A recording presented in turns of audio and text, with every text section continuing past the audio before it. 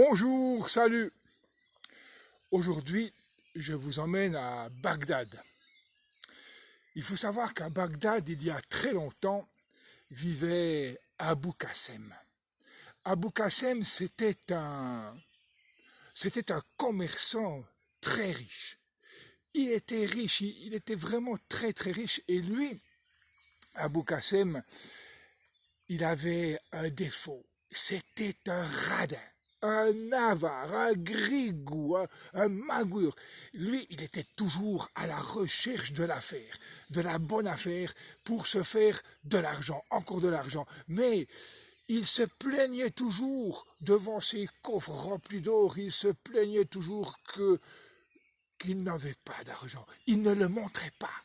Il cachait sa richesse à tout le monde. Mais plus qu'Abou Qassem était connu à Bagdad, ses babouches. Ça, ses chaussures, ses babouches. Elles étaient affreuses, elles étaient rafistolées, elles étaient trouées, elles puaient, elles dégoulinaient, elles étaient affreuses. Et lui, il voulait jamais en changer, tellement il était radin. Et un jour, dans le souk de Bagdad, Abou Qassem a fait une fantastique affaire. Il a trouvé un marchand qui était en faillite et il lui a racheté des fioles en cristal et de l'essence de rose. Alors Abou Qassem, il était tout content parce qu'il s'est dit, moi, je vais pouvoir revendre ces fioles individuellement et je vais gagner 10 fois mon investissement. Alors vous savez, d'habitude, un commerçant qui fait une bonne affaire comme ça, il invite quelques amis pour un grand banquet. Mais Abou Qassem, pas du tout. Lui, il a dit, aujourd'hui, au diable l'avarice, je vais me payer les plus beaux bains thermaux de Bagdad. Il est entré au magnifique bain de Bagdad, là où il n'avait jamais mis les pieds. Il a déposé ses infâmes babouches alignées à côté des autres chaussures.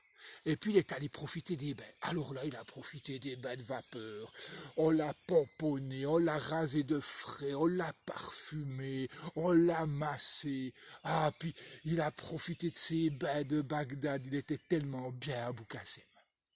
Et quand il est ressorti, il n'a pas retrouvé ses babouches. À la place de ses babouches infâmes, rafistolées, puantes, il y avait une belle paire de babouches dorées. Oh, il s'est dit, tiens, un ami aura voulu me faire un cadeau. Oh, magnifique.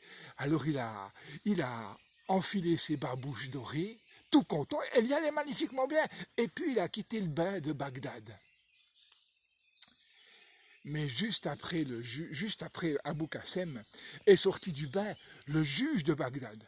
Et le juge de Bagdad, quand il a voulu mettre ses magnifiques babouches dorées, eh bien à la place, il y avait une infâme paire de babouches toutes rafistolées, toutes puantes, toutes dégoulinantes.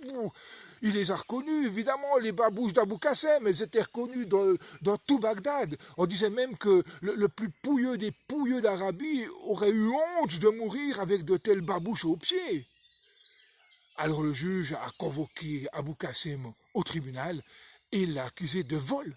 Abou Qassem a voulu se défendre en disant « Non, mais je me suis trompé ». Rien n'y fit. Le juge a condamné une forte amende, une amende très salée qui a glacé le sang du radin Abou Qassem. Alors Abou Qassem il est rentré chez lui, il était enragé contre ses babouches, il les a pris, ses babouches, et non, il les a lancées par la fenêtre dans le fleuve qui passait juste à côté de chez lui. Et quelques jours plus tard, eh bien, un pêcheur a trouvé ses babouches qui étaient emmêlées dans son filet. Et lui, évidemment, il les a reconnus. Les babouches d'Abou Qassem étaient connues dans tout Bagdad. Il était fâché que ces babouches viennent l'empêcher de pêcher comme il faut. Alors qu'est-ce qu'il a fait? Il est retourné à Bagdad, il a pris les babouches d'Abou Qassem et puis il les a lancées par la fenêtre ouverte d'Abou Qassem. Les babouches ont volé. Et là, Abou Qassem, il était juste en train de préparer ses fioles d'essence de rose. Les babouches dégoulinantes, puantes, sales, rafistolées ont atterri sur ces fioles, qui ont giclé, qui ont renversé l'essence de rose et tout s'est écrasé sur le sol. Abou Qassem était fâché, il perdait une affaire en or. Alors il a pris ses babouches et cette fois, de rage contre ses babouches, il les a prises et puis il est allé les enterrer au fond de son jardin. Il a creusé avec rage, il a creusé. Il a recouvert ses babouches, et puis avec le talon, il a pressé.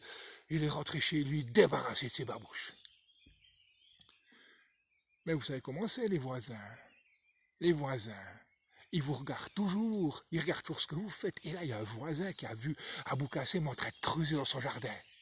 Il s'est dit, Abou Kassem, il a trouvé un trésor, on le connaît. Et vous savez qu'à Bagdad, tout trésor qui est trouvé dans le sol de Bagdad revient de fait au calife de Bagdad.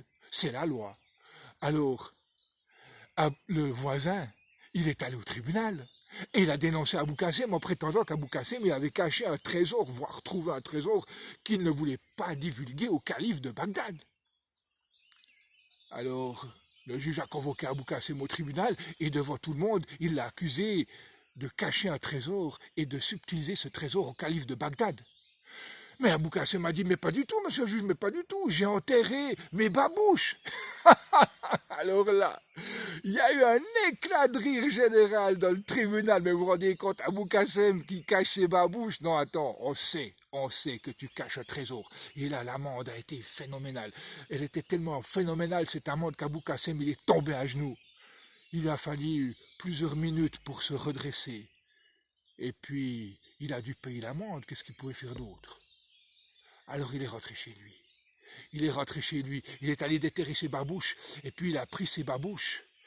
Il les a enfermées dans un sac, et il a quitté Bagdad. Il est sorti de la ville.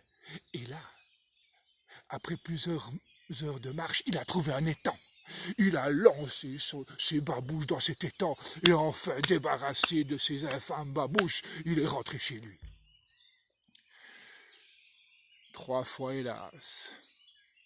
Cet étang était la réserve d'eau potable de Bagdad. Les babouches ont été emportées par un tourbillon d'eau dans les conduites d'eau de Bagdad, si bien qu'elles ont bouché le conduit principal. Plus d'eau potable à Bagdad. Les ouvriers dépêchés sur place ont rapidement trouvé la panne et ont vu que c'était les babouches d'Abou Kassem qui étaient célèbres dans toute la ville de Bagdad. Et on a convoqué Abou Kassem devant le juge. Et là, l'amende a été phénoménale.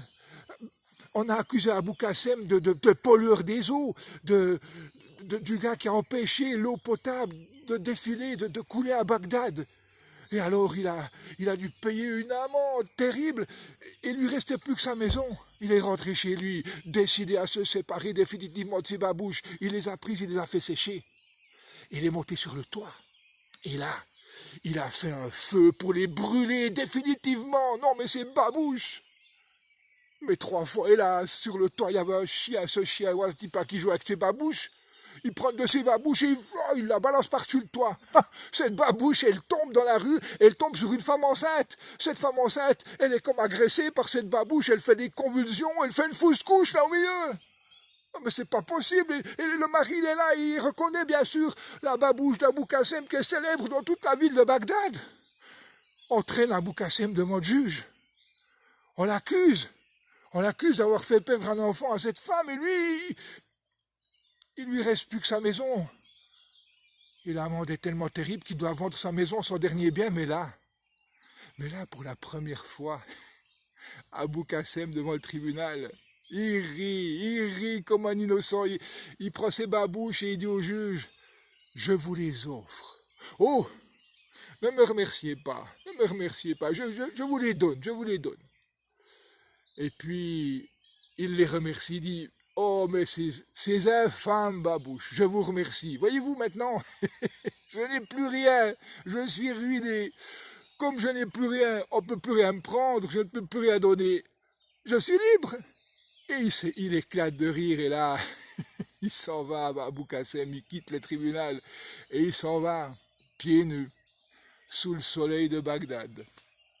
Ainsi se termine l'histoire du radin Abou Kassem. Aussi vrai que je vous le dis, mon côté dit. Je vous souhaite la plus belle des journées. Prenez soin de vous, prenez bien soin de ceux que vous aimez. À bientôt.